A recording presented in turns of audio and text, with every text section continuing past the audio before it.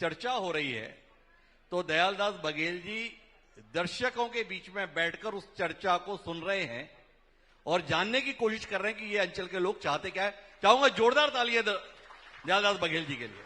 वो हमारे आग्रह पर विशेष तौर पर पश्चिम बंगाल से यहां पहुंचे हैं। पश्चिम बंगाल में उनके पास पार्टी ने जिम्मेदारी सौंपी है कि छत्तीसगढ़ तो जीत लिए पर बंगाल को दीदी से मुक्त कराने में कुछ पसीना बहाई है। तो दयाल जी आजकल छत्तीसगढ़ से ज्यादा पसीना इस समय पश्चिम बंगाल में बहा रहे हैं, तो उनके शुभकामनाओं के लिए भी एक तालियां बजा दी। अब हमारे साथ में इस समय मंच बड़ा समृद्ध है। हमारे साथ 3 ऐसी शख्सियत मौजूद हैं जो किसी परिचय की मोहताज नहीं है। बृजमोहन अग्रवाल रायपुर क्षेत्र की नहीं बल्कि छत्तीसगढ़ की राष्ट्रीय पहचान है। एक ऐसा नेता जिसको हर कोई अपना मानता है, जिसकी अपनी पार्टी में दोस्ती को लेकर जितनी चर्चा होती है उससे कहीं ज्यादा चर्चा विरोधियों के साथ दोस्ती को लेकर होती है। वो बृजमोहन अग्रवाल जो 8 बार विधायक का चुनाव जीतते हैं और जब आखिरी बार भी विधानसभा का चुनाव जीतते हैं तो 90 सीटों में सर्वाधिक अंतर से वो भी शहरी क्षेत्र में चुनाव जीतते हैं। ये करिश्मा कर देते हैं। और पार्टी जब उनको जबरिया लोकसभा में उतार देती है, मेरे शब्दों पर गौर कीजिएगा, जब पार्टी जबरिया उन्हें लोकसभा में भी उतार देती है तब भी वह राज्य में सर्वाधिक अंतर से चुनाव जीतने का तो कीर्तिमान बनाते ही हैं, राष्ट्रीय स्तर पर भी 10 सर्वाधिक अंतर से जीती गई सीटों में रायपुर संसदीय क्षेत्र शामिल होता है। वो बृजमोहन अग्रवाल जी हमारे साथ वो शख्स मौजूद है जिसकी शालीनता को, शिष्टता को, शराफत को हर शख्स सम्मान देता है, जिन्होंने हमेशा अपनी सादगी से ही अपनी उपस्थिति दर्ज कराई है। भारतीय राष्ट्रीय कांग्रेस के प्रदेशाध्यक्ष के तौर पर बात करें, राज्य में मंत्री के तौर पर बात करें या एक सक्रिय जनप्रतिनिधि के तौर पर बात करें, नरेंद्र साहू जी का नाम हमेशा बहुत इज्जत से लिया जाता है। वो हमारे बीच में है। मैं चाहूंगा जोरदार तालियों से धनेंद्र भाई का हम स्वागत करें। और इनके बीच में दाईं तरफ आपके अपने हैं।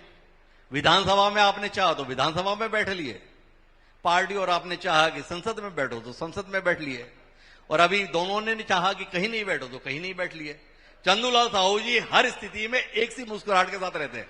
तो ऐसा जो स्थिर भाव है, उनके इस धैर्य के लिए, उनके संयम के लिए जोरदार तालियों से स्वागत कीजिए चंदूलाल साहू जी। और चर्चा की शुरुआत बृजमोहन जी से ही करते हैं। बृजमोहन जी से भी जानने में हमारी बड़ी दिलचस्पी है। मजा कितना आ रहा है? मजा बहुत आ रहा है, और वो इसलिए आ रहा है कि पहले तालाब में तैरते थे, अब समुद्र में तैरने का मजा आ रहा है, और मुझे मजा लेना आता है जी कि कहां पर कैसे मजा लिया जा सकता है। तो किसका मजा ले रहे हो इस समय बृजमोहन भाई?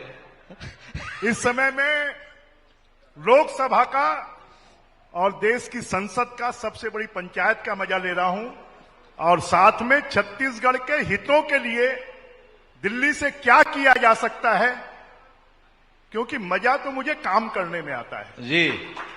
और जहां पर भी जो जिम्मेदारी मिलती है वहां पर काम करके मैं मजा लेता हूं। मेरा आराम करने का ना स्वभाव है, ना आदत है, ना मेरा सगल है।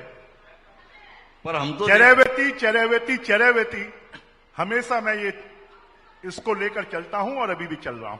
अच्छा बृजमोहन भाई, ईमानदारी से बताओ, आपको काम करने में तो मजा आता है, ये तो हमने देखा है, पर हम देखते हैं आपको काम लगा देने में भी बहुत मजा आता है। अभी कैसा चल रहा है? देखिए, काम में लगाता नहीं हूं, लोग अपने आप लगते हैं। जो मुझे काम में लगाने की कोशिश करते हैं वो अपने आप काम में लग जाते हैं। तो बृजमोहन जी की इस गुणवाद में जोरदार तालियां बजाओ। बृजमोहन जी की राजनीति को समझना इतना हरेक के बस की नहीं है। तो बृजमोहन जी 5 साल भूपेश बघेल जी के नेतृत्व में सरकार, 2 साल विष्णुदेव साय जी के नेतृत्व में सरकार, क्या अंतर देखते हैं आप दोनों सरकारों में? देखिए, दोनों सरकारों का एक मूल अंतर है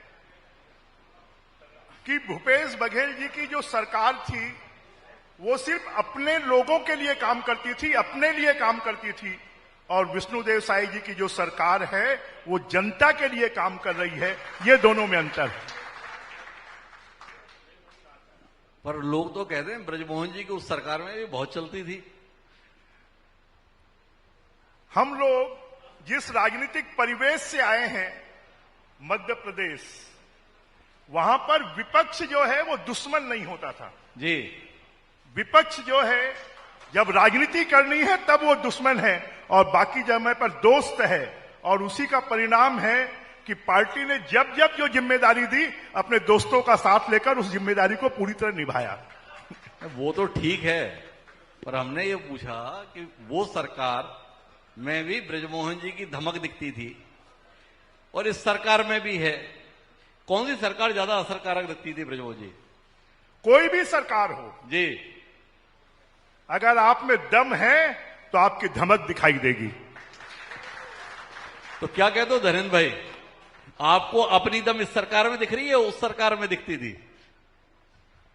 आदरणीय हिमांशु जी, आपको पहले तो धन्यवाद दूंगा कि हमारी संस्कार धानी है राजीव जी, यहां आपने एक ऐसा अच्छा आयोजन करके जनप्रतिनिधियों को और हमारे सब राजनीतिक क्षेत्र के जुड़े हुए लोगों को और इनके माध्यम से, आपके माध्यम से पूरे प्रदेश की जनता तक आपने इस बात को पहुंचाने का प्रयास किया है।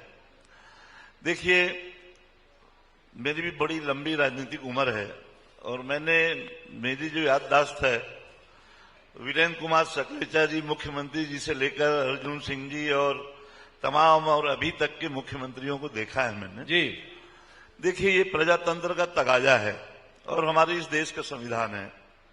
जो मौलिक काम है हमें तो संविधान के दायरे में रह के करना है, चाहे वो विष्णुदेव जी की सरकार हो, चाहे भूपेश सरकार की बातें हो। रही बात आज किसी के कामकाज की यदि हम लोग तुलना करें, बहुत मुश्किल होता है जी। किसी की कोई अच्छाई है तो बहुत बुराई भी है। भूपेश बघेल की बहुत अच्छाई भी थी तो कहीं कोई कमियां भी थी। आज किसानों के लिए जो उन्होंने किया वो ऐतिहासिक है। छत्तीसगढ़ की एक जनता उसको स्वीकार करती है। चाहे विष्णुदेव जी हो और सौम्य है, आज जिस तरह से सरकार आज काम कर रही है, 2 साल बहुत कम होते हैं और भी अभी समय है कि उनके कार्य का क्या परिणाम आता है। अभी तो 2 साल हुए हैं, कह सकते हैं कि अभी नए नए हैं, अभी ज्यादा उनको अनुभव नहीं कि क्या बातें हैं। लेकिन आज इस बात को हम लोग अच्छी तरह से महसूस कर रहे हैं। यदि वर्तमान पर जाएं तो हम लोग वर्तमान में कहीं ना कहीं किसान और जनता प्रसन्न नहीं है। ये इस बात का स्पष्ट रूप से दिखाई जो है देती है हर जगह, हर क्षेत्र में। अच्छा, एक बात खुद हमारे भारतीय जनता पार्टी के नेता लोग बोलते हैं कि अच्छा, 2 साल में धनेंद्र भाई आप समझ गए कि किसान जो है ना वो खुश नहीं है 2 साल में। 5 साल में समझ पाए थे कि कौन कौन खुश नहीं है? निश्चित तौर पर 2 साल भी बड़ा समय होता है प्रजातंत्र में और इस 2 साल में भी लगभग जो तस्वीर है वो तो सामने आ गई है कि पूरी तरह से आज हम लोग जो देख रहे हैं, चाहे रोजगार का क्षेत्र हो। नहीं, वो तो ठीक है। मेरा सवाल क्या था, मैं फिर दोहराता हूं। 2 साल में तो आप समझ गए कि सरकार से किसान खुश नहीं है। जी हाँ, ठीक है, पर जिस सरकार में आप बतौर विधायक शामिल थे, जी जी, लोग तो आपको और भूमिका में भी देखना चाहते थे। जी जी, उस 5 साल में आप समझ पाए क्या कि सरकार से कौन खुश नहीं है और क्यों खुश नहीं है? नहीं, देखिए, चुनाव का जो समय आता है ना और चुनाव के प्रबंधन जो होता है कि चुनाव प्रबंधन में जो आगे निकल जाए जी, कहीं ना कहीं चुनाव प्रबंधन में हम लोग कमजोर पड़े हैं और कहीं ना कहीं भारतीय जनता पार्टी चुनाव प्रबंधन में आगे रही, चाहे वो किसी भी तरह से हो, चाहे जनता को गुमराह करने की बातें हो, झूठे वादा करने की बातें हो, घोषणा पत्र में और बढ़ चढ़ करके बातें करने की बहुत तरह की बातें आपका हैं। कहना ये कि तमाम सब चुनाव प्रबंधन की बातें हैं। मतलब आपका कहना ये कि लोग तो खुश थे, आपकी सरकार थे, मतलब आपकी पार्टी की सरकार थे, जी पर हाँ, प्रबंधन के कारण आप चुनाव हार गए। निश्चित तौर पर हम लोग तो यही मानेंगे और आज हम लोग राष्ट्रीय स्तर पर भी जो देख रहे हैं कि चुनाव आज फेयर नहीं होगा। अच्छा, तो एक बात बताओ धनेंद्र भाई, जब भाजपा विपक्ष में थी जी, तब भी प्रबंधन के आधार पर उसने आपको चुनाव हरा दिया। अब तो सरकार में है, तो 3 साल बाद भी आपके आने की तो कोई उम्मीद नहीं होगी। प्रबंधन के कारण हो सकता है हमारी प्रबंधन और बेहतर हो तो जीत सकेंगे हम लोग। ऐसा कौन सा अलादीन का चिराग आपको मिल गया कि अब आपका प्रबंधन अच्छा होगा? हमें तो पता चले। वो भारतीय जनता पार्टी की सरकार की विफलता और असफलता ही हमारी सबसे बड़ा। तो आप बोले कि सफलता कोई मायने नहीं है, प्रबंधन है। नहीं, उसको ही हम हथियार यदि हम बना सकेंगे तो वही तो प्रबंधन है। तो आप क्यों नहीं मानते हो कि आपकी सरकार की विफलता थी, जिसे हथियार बनाया ब्रजमोहन जी ने? पिछले समय हम लोग चाहे हो सकता है अति विश्वास में थे कि जनता हमारे पक्ष में है और वही हमारी कहीं न कहीं कमी हुई होगी। अच्छा, ये बताओ कि विधानसभा आप हार गए, फिर लोकसभा में क्या हुआ? देखिए, पिछले हम लोग कई चुनाव देख रहे हैं। लोकसभा चुनावों में कांग्रेस पीछे होते आ रही है लगातार, विगत कई चुनावों से लगातार आ रही है। और इसके पीछे भी हम लोग सब देखते हैं कि हमारी कमजोरी है वो। लोकसभा जो हारते हैं हम लोग, कहीं न कहीं चुनाव प्रबंधन, हमारे पक्ष के वोट पड़ते नहीं, जितने विधानसभा में पड़ते हैं उतने लोकसभा में नहीं पड़ते हैं। तो ये सब बहुत सारे कारण। अच्छा, एक राज की बात बताओ धनेन्द्र भाई जी, वो रूप कुमारी चौधरी जी तो यहाँ है नहीं जी, महासमुंद क्षेत्र की सांसद है। हाँ हाँ, भारतीय जनता पार्टी के नेता है। वो सांसद किसके मदद से बनी, चंदूलाल साहू जी की या धनेन्द्र साहू जी की? देखिए, अब ये तो चंदूलाल साहू जी अपनी बात कहेंगे कि आप उनकी मदद कितनी रही या उनको नहीं रही, लेकिन मैं अपनी बात कहूंगा कि मैं पूरी तरह से हमारे पार्टी के प्रत्याशी के साथ हम लोग थे, पूरी तरह से उनकी मदद में थे। और चूंकि मेरा निर्वाचन क्षेत्र रायपुर लोकसभा में है तो हम लोग वैसे भी पूरा समय हम लोग रायपुर लोकसभा में ही रहे। तो ये अलग बात है कि आज जिस तरह से चुनाव के परिणाम होते हैं, कहीं उसके लिए कोई चंदूलाल जी कारण नहीं है और न धनेन्द्र साहू जी कोई कारण नहीं है। ये अपनी एक पूरे कार्यकर्ता, बहुत बड़ी टीम, बहुत बड़ी फौज काम करती है, तब चुनाव के परिणाम चाहे वो हार के रूप में हो या जीत के रूप में। ऐसी क्या राज की बात है? हमने तो आपका सर्टिफिकेट पूछा था, आपने तो चंदूलाल जी को भी सर्टिफिकेट दे दिया। नहीं, हम सर्टिफिकेट नहीं दे रहे, लेकिन जो हालात है, जो राजनीतिक परिस्थितियां निर्मित होती है चुनाव में। चलिए, मैं चंदूलाल जी के पास आऊं, लेकिन उससे पहले ब्रजमोहन जी की खामोशी को पूछना चाहता हूं। आप सहमत हो? मैनेजमेंट के कारण चुनाव जीत गए आप लोग 2023 में, ऐसा धनेन्द्र जी का आकलन है। निश्चित तौर पर चुनाव के मैनेजमेंट में मास्टर है पूरे प्रदेश में। देखिए, मैं ये मानता हूं 5000 वोट से कम ज्यादा की जो जीत हार है वो मैनेजमेंट की है, और 5000 से ज्यादा के वोट की जीत हार जो है वो जनता की है। जनता ने कांग्रेस को नकार दिया है, और इसलिए विधानसभा में भी हम जीते, लोकसभा में भी हम जीते। इसलिए ये आरोप लगाना कि मैनेजमेंट की जीत है, जनता के दिलों को कांग्रेस नहीं जीत पाई है। धनेन्द्र साहू जी सही बात बोलना नहीं चाहते हैं, क्यों? और वो जानते भी हैं। देखिए, वो एक वरिष्ठ नेता हैं, और वरिष्ठ नेता होने के साथ साथ उनका राजनीतिक भविष्य भी है। तो भविष्य के प्रति जब आदमी चिंतित होता है तो सही बात को नहीं बोलता है, वो फिर। तो ब्रजमोहन जी ने आजकल अपने भविष्य की चिंता करना बंद कर दिए क्या? ब्रजमोहन जी बड़ा खरा बोलते हैं आजकल। मैं ये कहना चाहूंगा, मैं धनेन्द्र जी की भी चिंता करता हूं, और बघेल जी की भी चिंता करता हूं, और विष्णुदेव साई जी की भी चिंता करता हूं। एक बार जोरदार ताली है ब्रजमोहन जी की चिंता के लिए। जी धनेन्द्र जी, कुछ बोल रहे थे आप? मैं आपसे एक निवेदन, आग्रह करना चाहूंगा। काफी अच्छी चर्चा हुई हमारे अभी पूर्व के भी सत्र में भी।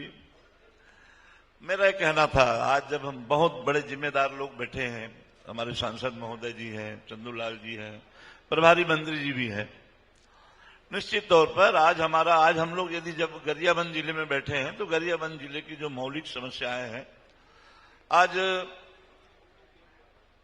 चाहे वो गरियाबंद जिले की बात हो, चाहे पूरे प्रदेश की बात हो, बजट में ही सरकार की जो योजनाओं का जो तस्वीर है वो दिखाई देती है। जी, पहले पंचवर्षीय योजनाएं होती थी, अब 2047 तक की योजनाएं बन रही है। लेकिन इस 5 साल में क्या होना है ये स्पष्ट नहीं होता। इस साल भी हमारे 1,72,000 करोड़ का बजट है, और 1,72,000 करोड़ के बजट में आदरणीय बृजमोहन अग्रवाल जी बहुत वरिष्ठ नेता है, वरिष्ठतम नेता है, और उनको बहुत अच्छा अनुभव है सिंचाई का भी और कृषि का भी। जी, उन्होंने ही अभी चिंता व्यक्त की कुछ दिनों पहले कि सिंचाई का प्रतिशत 0.5% कम हो गया है इस प्रदेश में। जी, ये वर्तमान स्थिति हो रही है इस प्रदेश में, जी, 0.5% गिरना, जबकि बढ़ना चाहिए। जी, बजट में आज हमको क्या मिल रहा है? सिंचाई में, कृषि के क्षेत्र में कितना बजट प्रावधान किया गया है? आज हमारा कृषि प्रधान प्रदेश है और इस विषय में सरकार की बिल्कुल चिंता ही नहीं जा रही है। यहां पर इतनी संभावनाएं हैं कि आज हमारा पैरी का पानी पूरा बह के जा रहा है। कभी यहां पर कुकदा बांध की कल्पना थी, योजना बनी थी, ठीक है, कुकदा बांध में डुबान आते हैं, लेकिन उसके ऊपर तो सिर्फ डायवर्सन बन करके पूरा आपके विंद्रा नवागढ़ की गरिया बन के पूरा राजिम की तमाम सारी सिंचाई की 2 फसली आवश्यकताओं को हम लोग पूरा कर सकते हैं। और तो और कोडार में भी जो आवश्यकता है नदी लिंक का, पर आप कितना सहमत हो इस बात से? अभी आपके सामने रोहित साहू, इंद्र शाह दोनों बता रहे थे, इतने करोड़ इसमें, इतने सैकड़ों करोड़ इसमें, इतने सैकड़ों करोड़ इसमें। देखिए, ऐसा लगा पूरे प्रदेश का पैसा गरियाबंद जिले में ही आ जा रहा है। आपका मन कितना बल्ले उछला? अमितेश जी पूरा बताते ना तो वो बहुत कम पड़ता वो लेकिन मेरा मूल विषय यही था कि जैसे हमारी सड़कें भी हैं, रेल लाइन है। अभी इस 1,72,000 के करोड़ के बजट में मैं देख रहा था 47,000 करोड़, बड़े बड़े होर्डिंग्स लगे हैं, 47,000 करोड़ तो रेलवे का बजट है। इसी में इस प्रदेश का रेलवे में जो शेयर दे रहे हैं जी, अंशदान, जबकि पहले सेंट्रल गवर्नमेंट रेलवे के लिए 100% पैसा देती थी, अब राज्य का पैसा जा रहा है 47%। और उसमें भी पूर्व में हमारा सर्वे था यहां से देवभोग होते हुए टीटलागढ़ तक का। हमारी पूर्व में 2014 की पूर्व सरकार में ये टीटलागढ़ तक के रेलवे लाइन हमारा बजट में सैंक्शन हो गया था। आज उसकी बात क्यों नहीं होती है? उसकी सिक्योरिटी की बात क्यों नहीं होती है? तो खाली आज हमारा जो माइनिंग है, ये जितने भी रेलवे लाइन 47,000 करोड़ के बन रहे हैं, उसमें जनता को कोई सफर करने का नहीं है, सिर्फ खदान माइनिंग मिनरल्स की उसे ट्रांसपोर्ट होना है। तो हमारा कम से कम इतना बड़ा बजट है रेलवे का कि उसमें हमको लाभ नहीं मिल रहा है। सड़कें हमारी नहीं बन रही, रेलवे लाइन नहीं यहां पर है। रेलवे लाइन जा रही है वहां पर जहां पर हमारा कोई यातायात पहले से ही उपलब्ध है। तो इस तरह से मौलिक समस्याएं हमारी माननीय प्रभारी मंत्री जी हैं, उनके माध्यम से भी माननीय सांसद महोदय हैं, अब आज तो यहाँ कुएं से निकल के समुद्र में पहुंच गए हैं जी, और उनकी धाक और धमक तो वहां भी है जी। और मैं इसलिए ही तो बात अभी कह रहा हूं कि निश्चित तौर पर हमारा ये टीटलागढ़ रेलवे लाइन है, ये बहुत बड़ी प्राथमिकता हमारी, इससे बहुत बड़ा ये हमारी रीढ़ की हड्डी होगी ये हमारे यहाँ के विकास के लिए, गरियाबंद जिले के लिए। और सिंचाई के भी दृष्टिकोण से सिंचाई की बहुत संभावना है यहाँ पर अभी।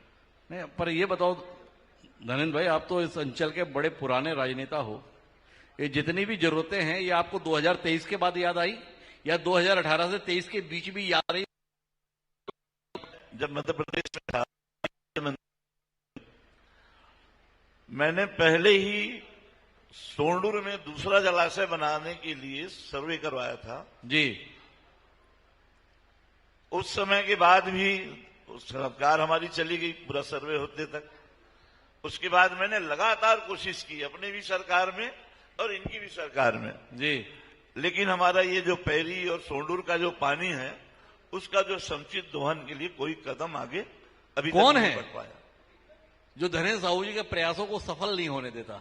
नहीं, ऐसा नहीं मानता मैं, परिस्थितियां हैं। कौन सी परिस्थितियां? अब वो दोनों सरकार में बनी हुई परिस्थितियां तो मैं क्या कौन आपसे इतना नाराज रहता है भाई?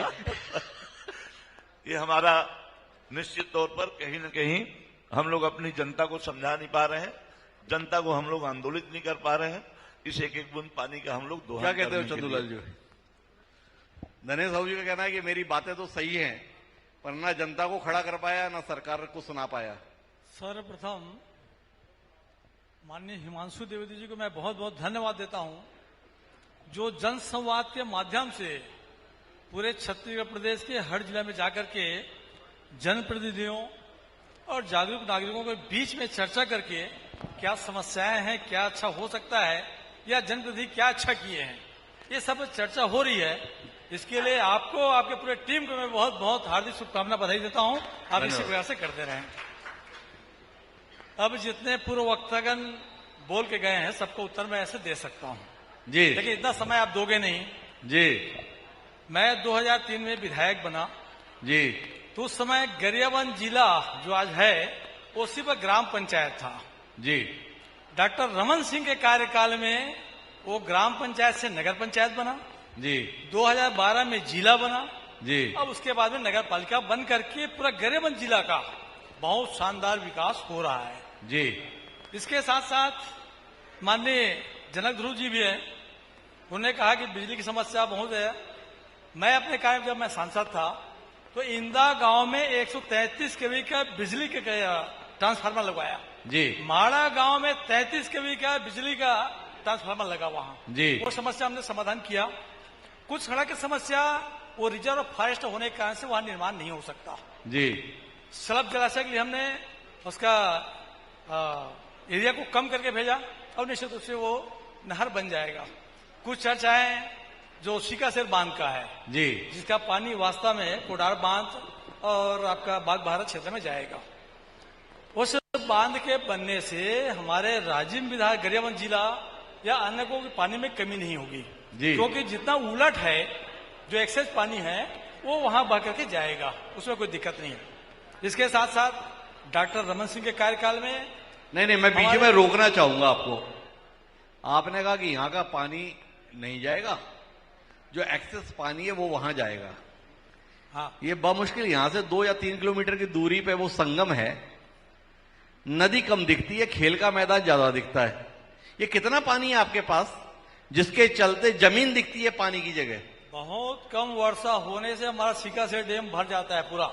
जी, उसके बाद जो उलट होगा माने एक्सेज होगा वो जाएगा। अब दूसरा उत्तर में माननीय धनेन्द्र भैया का जो अभी रेलवे के संबंध में दे रहे थे, ये जो नैरो गेज रही है उसको ब्रॉड गेज बनाने के लिए मैंने आवाज उठाया जी। और रायपुर से धमतरी और रायपुर से राजिम पे जो ब्रॉड गेज हुआ है वो हमारे प्रयास से हुआ है। इसके साथ साथ ये और आगे बढ़ा करके देव होके धर्मगढ़ तक जाए जी, इसके लिए मैं सर्वे के लिए बजट सेंक्शन कराया जी, अब इसके साथ साथ महासमुंद से संबलपुर होते हुए उधर आपका जगन्नाथपुरी जाए जी, उसके लिए भी हमने बजट सेंक्शन कराया। सर्वे हुआ और सर्वे होने के बाद में जो वैल्यू रिटर्न है, जो इनकम उससे आना है वो माइनस गया जी। इसके कारण से वो काम आगे नहीं बढ़ पाया। तो निश्चित रूप से हमारे द्वारा प्रयास किया भी गया और विकास भी अच्छा हुआ है। इसके साथ साथ इसके पूर्व के मैं किसी नेता के विरुद्ध बोलना नहीं चाहता, जो भी नेता होते हैं या जो विधायक बनते हैं, मंत्री बनते हैं, और अपने कार्य में कुछ न कुछ करते हैं। देखिए हमारे कार्यकाल में छूरा का जो 25 साल लंबित कॉलेज की मांग थी, महाविद्यालय, उसके पूर्व के नेतागण बोलते थे सब कॉलेज कर लेंगे तो सब क्या कर लेंगे जी। तो हमने उसको 2004 में डॉक्टर रमन सिंह से घोषणा भी कराया और 5 में शुरू भी हो गया। अब इसी प्रकार फिनकेश्वर कॉलेज भी हमने कराया जी, जिला भी बना। अब इसके साथ साथ गरियाबंद कॉलेज संचालित तो था लेकिन उसमें खप्पड़ था, पानी कहीं टपक रहा था, पढ़ाई सही नहीं होती थी। हमारे आने के बाद में कॉलेज का नया निर्माण हुआ। इसके साथ साथ माननीय बृजमोहन अग्रवाल जी जब धर्म से पर्यटन मंत्री थे, राजिम का चर्चा माने चाहे वो प्रतिवर्ष लगने वाला मेला कुंभ हो या अन्य समय में, ये हमारे देश ही नहीं बल्कि विदेश तक हमारा राजिम का नाम रोशन हुआ, ये भी भारतीय जनता पार्टी के कार्यकाल के देन है जी। इसके साथ साथ रोहित साहू जी ने भी रोड के संबंध में बताया, निश्चित रूप से बहुत सारा स्वीकृति मिली है और लगातार हमारे राजिम विधानसभा क्षेत्र नहीं बल्कि छत्तीसगढ़ का विकास हो रहा है। इसके साथ साथ माननीय विष्णुदेव साय के कार्यकाल में जो प्रधानमंत्री आवास योजना था वो 5 साल तक ठप था जी। मैंने एक गरीब को आवास चाहिए, जब हम गांव गांव में जाते थे और हमने कहा कि भाई किसको किसको आवास चाहिए तो लंबा चौड़ा आवेदन आ जाता था और उसके बाद विष्णुदेव साय की सरकार बनी और आज 26 लाख परिवार को प्रधानमंत्री आवास की स्वीकृति भी मिली और बनना शुरू हो गया है। तो ये जो छोटे छोटे काम है वो रुक गया था। विष्णुदेव सरकार के कार्यकाल में ये सब काम जो आवश्यकता है, मूलभूत जो समस्याएं हैं उसका समाधान करके। अच्छा एक बात बताओ चंदू भाई, अपने को तो एक बात समझ में नहीं आई, आदमी अच्छा काम नहीं करता है तो घर बिठा दिया जाता है।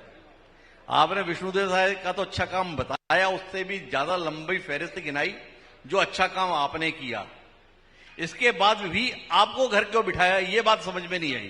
क्योंकि हमारी पार्टी में बहुत सारी बातें हैं। एक तो हमारी पार्टी अनुशासन की पार्टी है, बहुत सारे निर्णय लेकर के प्रमुख कोर ग्रुप में बैठ करके तय करते हैं। जी, मुझे टिकट नहीं दिया विधायक बनने के बाद 2008 में, कोई गम जी। नहीं। मुझे इनाम मिल गया, मुझे लोकसभा टिकट मिल गया, मैं सांसद बन गया। जी, दूसरी बार मुझे टिकट मिला 2014 में, जी। मैं सांसद बन गया। जी, उसके बाद अभी टिकट नहीं दिया। जी। ऐसे मैं कोई दावा करने के लिए कभी मांग नहीं करता। बिजनौर भैया जान रहे हैं, मुझे तो बैठे बैठाए मेरे नहीं मतलब आप हमें क्या अपना भविष्य बता रहे हो कि आपको जब नहीं मिलता है तो उससे ऊंचा कुछ आपको मिलता है। उसके बाद स्टेट वेयर हाउसिंग कॉर्पोरेशन का मुझे चेयरमैन बना दिया गया। जी। क्या दिक्कत है? तो हम तो खुश हैं, हर स्थिति में खुश रहना हम सीखे हैं। जी। हमें कोई तकलीफ नहीं है। जो जनता की मांग है उसके हिसाब से पार्टी निर्णय करती है। और भारतीय जनता पार्टी एक ऐसी पार्टी है जो समाज, परिवार, प्रदेश और देश के बारे में सोचती है। कांग्रेस वाले और तो कांग्रेस? पागल हो गए हैं। और कांग्रेस किसके विषय में सोचती है? कांग्रेस तो एक परिवार, सिर्फ युवराज के इर्द गिर्द जी। पूरा ये कांग्रेस के पूरे लोग हैं वो घूमते हैं। जी, और इसमें परिक्रमा को महत्व दिया जाता है। कहीं पे उनके वैभव योग्यता को कोई मायने नहीं जी। रखता। अब इसके कारण ही है कि कांग्रेस की सरकार अधिकांश स्टेट से हट गया है। कहीं 30 साल 25 साल हो गया और कहीं आएगी भी नहीं और जी। समापन की स्थिति में है। तो ये 15 साल की आपकी सरकार क्यों हटी थी, ये समझ पाए थे आप? देखिए, लगातार सत्ता में रहने के बाद में कहीं न कहीं एंटी इनकम बेसी होता है, कितना भी अच्छा सत्ता चलाओ। गुजरात में कभी क्यों नहीं कभी- हुआ? गुजरात में क्यों नहीं हुआ? नहीं, सब जगह अलग अलग भौगोलिक स्थिति, उसके सामाजिक स्थिति अलग अलग है। जी, तो हमारे यहाँ तीसरी बार में, चौथी बार में जो सरकार गई, उसका एक कारण तो ये भी है कि जनता, आम जनता परिवर्तन के मूड में थे। क्यों थे? अभी जनता ही जानती है। आप इतने ना समझ तो ना हो। नहीं, इतना ना समझ नहीं है। कहीं न कहीं दिक्कतें हुई होगी और उसके कारण से चला गया। और उसके बाद 5 साल बाद में फिर महसूस किया जनता ने कि नहीं, भारतीय जनता पार्टी सरकार ही अच्छी है। 7 फिर साल हमारी हो गए सरकार आ गई। चंदूलाल जी, 7 साल हो गए, परिणाम आए हुए। आप 7 साल में भी नहीं समझ पाए क्यों गए? नहीं, वो समझने वाली बात नहीं है। समझ तो रहे हैं और जनता जैसे चाहती है उसके हिसाब से बैठाती है। फिर भारतीय जनता पार्टी को 5 साल बाद में बैठा दिया। इसका मतलब ये है कि आम जनता भारतीय जनता पार्टी पक्ष में, विकास के पक्ष अच्छा, में, आप 15 साल शासन में के गए। पक्ष अच्छा, में। ये बताओ, ये आप बता दोगे, आप 15 साल में गए थे, ये 5 साल में क्यों चले गए? कांग्रेस वाले हाँ, सर्वत्र भ्रष्टाचार विराजमान था। अच्छा, चाहे कोयला का हो, चाहे चावल का घोटाला हो, चाहे गोबर का घोटाला हो, चाहे गोठान का घोटाला हो, हर क्षेत्र में घोटाला हुआ और जिसकी जांच भी चल रही है। उसका परिणाम यह है कि अधिकांश नेता इसके जेल में भी है, कोई वेल में है और ब्यूरोक्रेट से भी उनके सहयोगी रहे, चाहे वो शराब घोटाले के संबंध में, वो सब जेल में है। तो निश्चित रूप हम कह सकते हैं कि भारतीय देखो भाई, चंदूलाल साहू जी मैं- की समझ पर तालियां बजाओ। उन्हें 7 साल बाद भी ये नहीं पता कि भाजपा की सरकार क्यों गई, पर 2 साल पहले कांग्रेस की सरकार गई, वो क्यों गई ये पता है। धन्यवाद। आप आज्ञा दे तो कहना चाहूंगा, एक तो आदरणीय ने कहा कि परिवारवाद। जी, आज राजीव गांधी जी के बाद में कौन उस परिवार से आज जो है किसी बड़े पद में है ना, चलती तो उन्हीं की है ना जी। चलती उन्हीं की दूसरा, है। इनके अंदर कितना परिवारवाद है, एक एक ठो गिनाएंगे तो पूरा लंबा लग जाएगा। पूरा लंबा हो जाएगा। लेकिन मैं ब्रजमोहन जी के पास, दूसरी बात जो है जी, और भ्रष्टाचार की बात कही, अभी ईडी का दुरुपयोग जिस तरह से हुआ, केजरीवाल जी का देख लिया, जी, जो ताजा उदाहरण है। जी, यहां भी, इस छत्तीसगढ़ में भी उसी तरह से है। जी, भाई, आप कोर्ट से फैसला करिए, यदि वो दोषी है तो कोर्ट से सजा दिलाइए ना। कोर्ट से सजा दिलाई। लेकिन मैं ब्रजमोहन जी आपके पास आना चाहता हूं थोड़ा गरियाबंद और राजिम के लिए बात करने। राजिम को राष्ट्रीय पहचान मिली, उसमें ब्रजमोहन अग्रवाल के योगदान को बड़ा सराहा जाता है। अब देवता तो 4 ही कुंभ करा पाए, वो भी 12 साल में करा पाए। इंसान के तौर पर ब्रजमोहन अग्रवाल आए, हर साल कुंभ करके दिखा दिए। उस कुंभ की अभी की स्थिति को लेकर कितने प्रसन्न रहते हैं ब्रजमोहन अग्रवाल, या कितने दुखी रहते हैं? देखिए, इसमें प्रसन्नता और दुख की बात नहीं है। मैं तो पूरे गरियाबंद जिले के लोगों को, पूरे छत्तीसगढ़ के लोगों को इस बात के लिए बधाई देना चाहता हूं कि बाकी कुंभ 12 साल में होते हैं, छत्तीसगढ़ के राजिम में हर वर्ष कुंभ होता है और इस कुंभ के माध्यम से राजिम की पहचान बनी है। इस कुंभ के माध्यम से छत्तीसगढ़ की पहचान बनी है। जिन साधु संत महात्मा महामंडलेश्वर शंकराचार्य जिनका दर्शन छत्तीसगढ़ के लोग करने के लिए कभी हरिद्वार जाना पड़ता था, कभी प्रयागराज जाना पड़ता था, कभी उज्जैन जाना पड़ता था, उनके दर्शन राजिम में ही लोगों को होने लगे हैं। और साथ में व्यवस्थाओं में थोड़ा बहुत ऊपर नीचे होते रहता है, पांचों उंगलियां बराबर नहीं होती है। तो अभी उंगली ऊंची है या छोटी है भाई, इतना ही बता दो। उंगली छोटी भी नहीं है, ऊंची भी नहीं है। अभी तो आप बोल रहे थे बराबर नहीं होती है। पांचों उंगलियां बराबर नहीं होती हैं और इसलिए व्यवस्था, क्योंकि जब मुझे जिम्मेदारी मिली थी या मिली हुई थी तब मैं उसी में जीता था जी, परंतु आज जिनको जिम्मेदारी है उनको और भी बहुत सारे काम हैं और इसलिए शायद जितना ध्यान देना चाहिए उतना ध्यान नहीं दे पा रहे हैं। परंतु मैं ये कह सकता हूं कि इस कुंभ के माध्यम से छत्तीसगढ़ की जो पहचान बनी है उसको ये सरकार भी आगे बढ़ा रही है और आगे बढ़ाती रहेगी। इस विषय में आप यदि आज्ञा दें तो जी। देखिए, राज्य अलग बना छत्तीसगढ़। भगवान राजीव लोचन जी ने मुझे आशीर्वाद दिया संस्कृति मंत्री बनने का और ये राजिम भगवान के नाम पर राजिम महोत्सव शुरुआत करने का सौभाग्य मुझे प्राप्त हुआ जी। शुरुआत हुई 2 साल 3 साल हमारी सरकार में और यहां नाम लेना चाहूंगा मैं पंडित श्यामाचरण शुक्ल जी का जी। उनकी प्रेरणा से ही ये जो महान कार्य है और इसके जो विस्तार की बात हुई, आज जो है उस समय हम लोगों ने बहुत सीमित बजट में, हमने तो 10 लाख से शुरू कराया था, आज तो 40 करोड़ हो गया उसका बजट जी। और क्योंकि संस्कृति नीति भी हम लोगों ने और धार्मिक नीति भी हम लोगों ने अपने राज्य बनने के बाद में बनाया था और ये था धार्मिक नीति किसी भी राज्य की धर्मस्व नीति और संस्कृति नीति ये होती है कि जो परंपराएं हैं हजारों सालों से, उस परंपरा में सरकार को जुड़ करके जन सुविधाएं उपलब्ध कराना ये सरकार का दायित्व होता है। किसी नई परंपराओं का जन्म देना किसी सरकार का दायित्व नहीं होता है जी। यह जो है मूल जो है प्रजातंत्र में, हमारे संविधान में, कि हम जन आस्था के साथ अपने आप को जोड़ें, वहां हम पानी पीने की व्यवस्था दें, लॉ एंड ऑर्डर की व्यवस्था करें, लाइट दें, सफाई दें, ये हमारा काम होता है, ये हमारी जिम्मेदारी होती है। वहां की संस्कृति को, कला को प्रोत्साहन करने के लिए काम करें, हम अपना नया जोड़ने का कोई उसमें काम नहीं करना है। लेकिन वर्तमान उस समय की सरकार बदली, नई सरकार में बृजमोहन अग्रवाल जी को मैं बहुत धन्यवाद दूंगा। भले ही परंपरा को उन्होंने बदल दिया, नाम को बदल दिया, लेकिन कम से कम उन्होंने जो स्थायी कुछ निर्माण कार्य कराए यहां पर, एक राजिम की पहचान नहीं बनी, राजिम की पहचान तो शुरू से है जी। जब ये मध्य भारत, जब जिस समय बैलगाड़ी युग था ना जी, तो पूरे आधे भारत के लोग यहाँ संस्कार कराने आते थे और उस समय तो मेला 1-1 महीने का मेला होता था जी। 1-1 महीने के मेले होते थे, उस समय लाखों लोग आते थे इस मेले में, लेकिन वो धीरे धीरे समाप्त हो गई थी। लेकिन उसको आज भव्य रूप इन्होंने दिया, लेकिन इनके जाने के बाद इन्हीं की सरकार आज ध्यान नहीं दे रहे हैं लोग जी। पूरी उपेक्षित हो गया। अभी इस साल इतना तकलीफ पाए हैं, आदरणीय विधायक जी ने खुद खाने के लिए खुद उन्होंने कलाकार के लिए लड़ाई लड़ना पड़ा, मैंने देखा वीडियो में जी। तो इतनी अव्यवस्था थी। एक इवेंट कंपनी को, मुझे जानकारी मिली, सही है गलत है नहीं जानता मैं, एक इवेंट कंपनी को 30 करोड़ का ठेका दे दिया गया।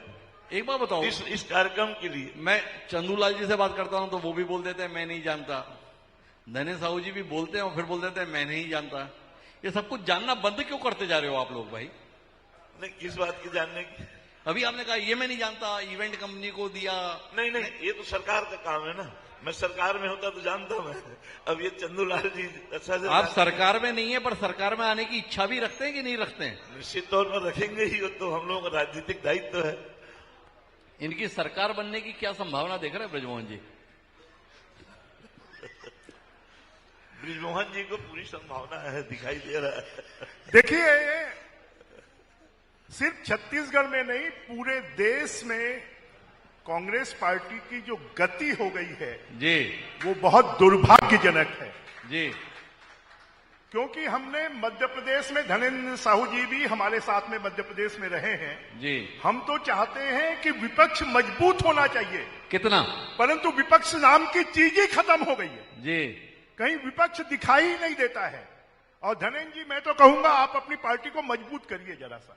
अच्छा। और मजबूत नहीं करेंगे तो आने वाले समय पर कई सालों तक मोदी जी के नेतृत्व में दिल्ली में भी सरकार बनती रहेगी और छत्तीसगढ़ में भी उनके नेतृत्व में सरकार आगे भी बनेगी। आपको इसकी कल्पना, क्योंकि हमें कहीं दूर दूर तक दिखाई नहीं देता है। अच्छा, एक बार बताओ ब्रजमोहन जी, ये आपने इच्छा जताई कि विपक्ष बड़ा मजबूत होना चाहिए, और इन लोगों में तो मजबूती आपको दिखती नहीं, इसीलिए और आपके साथ ही आजकल विपक्ष की भूमिका भी निभा लेते हैं।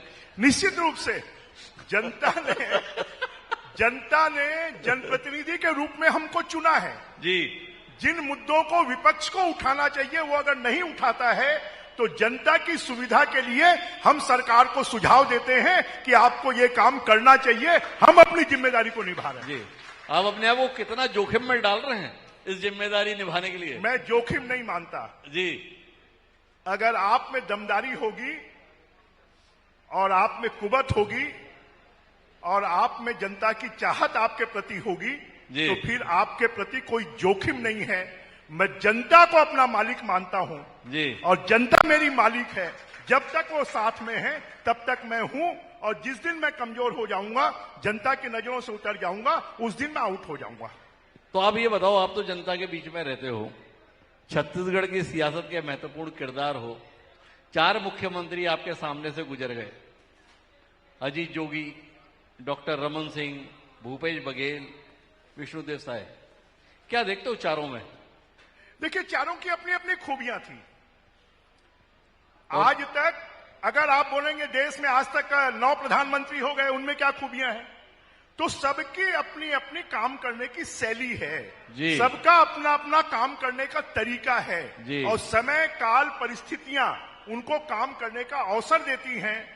जो समय काल परिस्थितियों के अनुसार चलेगा वो सक्सेस होगा, और समय काल परिस्थितियों के अनुसार नहीं चलेगा। अब जो अजीत जोगी जी थे वो खराब सड़क पर ऑडी गाड़ी को दौड़ा रहे थे जी, तो उनकी गाड़ी खराब हो गई, सड़क खराब नहीं हुई। तो इसलिए समय काल परिस्थितियों के अनुसार आपको सरकार को चलाना होगा।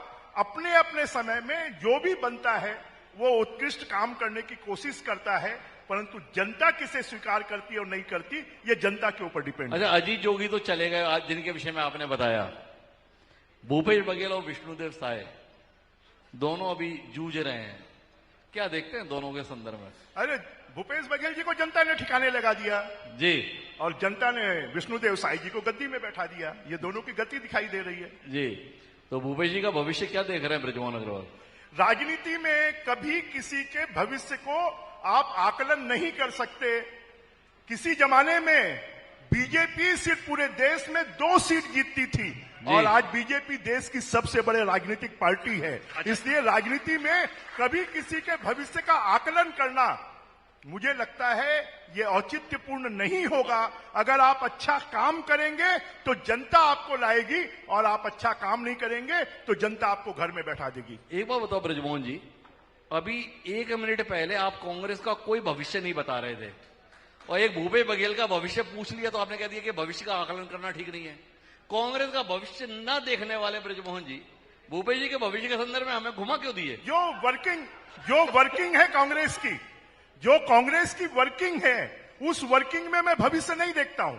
अगर कांग्रेस स्ट्रांग होगी, कांग्रेस अच्छा काम करेगी तो उसका भविष्य भी अच्छा हो सकता है, परंतु आज मुझे कांग्रेस का कोई भविष्य दिखाई नहीं देता। और भूपेश जी और विष्णुदेव साई जी का ऐसा है, भूपेश बघेल जी एक पार्टी के प्रतिनिधि हैं, विष्णुदेव साई जी एक पार्टी के प्रतिनिधि हैं। कल पार्टी विष्णुदेव साई जी को बदल सकती है, कल पार्टी जो है भूपेश बघेल को बदल सकती है, कोई नया आ जाएगा। तो इसलिए व्यक्ति का भविष्य नहीं है, राजनीतिक दल का भविष्य है। और ब्रजमोहन जी का? मेरे भविष्य का आकलन मैं नहीं करता हूं, मेरे भविष्य का आकलन जनता करती है और मेरे भविष्य का आकलन पार्टी करती है, मैं नहीं करता हूं। तो कुल मिला के पार्टी भविष्य का आकलन करेगी, जनता भविष्य का आकलन करेगी, ये छत्तीसगढ़ के सबसे बड़े जननेता, सबसे बड़े जननेता का संबोधन इसलिए कह रहा हूं कि 2 लगातार चुनाव सबसे बड़े अंतर से जो व्यक्ति जीता उसको सबसे बड़ा जननेता कहने में कोई गुरेज नहीं होना चाहिए। तो ब्रजमोहन जी कांग्रेस का भविष्य बता रहे हैं पर व्यक्तियों के भविष्य बताने के संदर्भ में गुरेज कर रहे हैं। धनेन्द्र साहू जी अपनी पार्टी के लिए उम्मीद बांध रहे हैं पर क्यों बांध रहे हैं इसके संदर्भ में वो हमें गुल घुमा दे रहे हैं।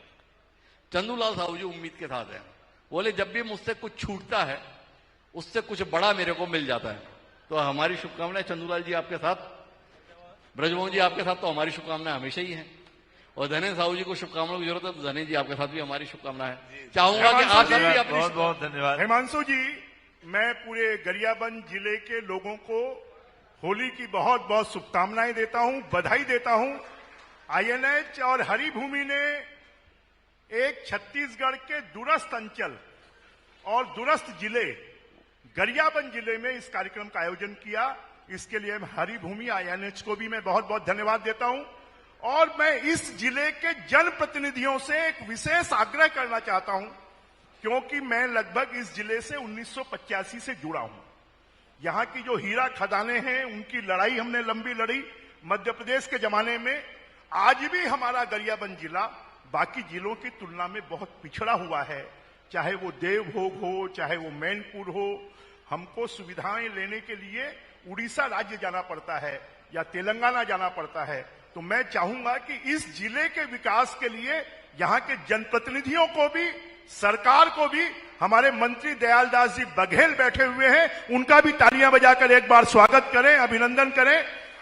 क्योंकि मुझे हिमांशु जी ने आज से 7 दिन पहले, हम फ्लाइट में साथ में थे, तो उन्होंने कहा कि आपको आना है। मैंने कहा ठीक है, 7 तारीख को आप कार्यक्रम रखिए, हम आएंगे। और आप सबके बीच में बहुत दिनों बाद सब लोगों के दर्शन करने का अवसर मिला, इसके लिए धन्यवाद। परंतु जनप्रतिनिधियों से विशेष आग्रह है कि इस जिले के विकास के लिए आपने यहां पे कार्यक्रम रखा, इसके लिए भी धन्यवाद। और इस जिले के विकास के लिए बहुत काम करने की आवश्यकता है, इस बात के आग्रह के साथ सबको बहुत बहुत बधाई, बहुत बहुत धन्यवाद। तो हमारे मंच को शुभकामनाओं के लिए आग्रह है कि जोरदार तालियों से हमारे तीनों प्रतिनिधियों के प्रति अपनी शुभकामनाएं व्यक्त करें। इसी और के साथ मैं भी सभी हमारे यहाँ पर नवापारा राजिम के और विशेषकर पूरे गरियाबंद जिले के आए हुए सभी हमारे सम्मानित जनप्रतिनिधियों को भी, आप सबको भी होली की बहुत बधाई, शुभकामनाएं देते हुए यही कहूंगा, हमारी इस जिले में असीम संभावनाएं हैं विकास की और सब जनप्रतिनिधि राजनीतिक दलों के प्रति हमारी बद्धता रहती है, लेकिन विकास कार्यों के प्रति हम लोग सब मिलजुल करके काम करें, इस जिले के विकास को आगे बढ़ाएं। इन्हीं शुभकामनाओं के सहित आदरणीय हिमांशु जी को मैं बहुत धन्यवाद दूंगा कि हम लोगों को भी इस माध्यम से बात रखने की यहाँ पर अवसर दिया, इसके लिए बहुत बहुत धन्यवाद। धन्यवाद अनिल जी। और आगे की कार्रवाई के लिए चंदू जी भी अपना आभार ज्ञापित कर ही दें। आज आईएनएच और हरिभूमि, जिसमें हिमांशु द्विवेदी जी इसका प्रोप्राइटर भी है और बहुत शानदार इस प्रकार से आयोजन कर रहे हैं। आम जनता कितना जागरूक है ये आम जनता की उपस्थिति बता रही है कि हाल पूरा भरा हुआ है। इसका मतलब यह है कि हम अपने अधिकार और कर्तव्य के प्रति जागरूक हो गए हैं। मैं आम जनता को बहुत बहुत हार्दिक बधाई, शुभकामनाएं देता हूं कि आप सब लोगों ने होली रंग का पर्व को बहुत शांतिपूर्वक ढंग से मनाएं। इसी प्रकार से हम सब विकास के लिए शांतिपूर्वक तरीके से कोई भी अगर सुझाव हो, उसके साथ अगर आपके मन में समाधान भी हो तो बताएंगे। हम हमेशा आपके समस्या समाधान के लिए तत्परता बरतेंगे और आप सबको बहुत बहुत धन्यवाद देते हुए और होली का शुभकामना देते हुए अपने बात को विराम देता हूं। जय हिंद, जय भारत, जय छत्तीसगढ़। तो कुल मिलाकर हमारे कार्यक्रम का ये वाला सत्र यहीं पर समाप्त होता है। 2 सत्र हमारे अभी शेष है।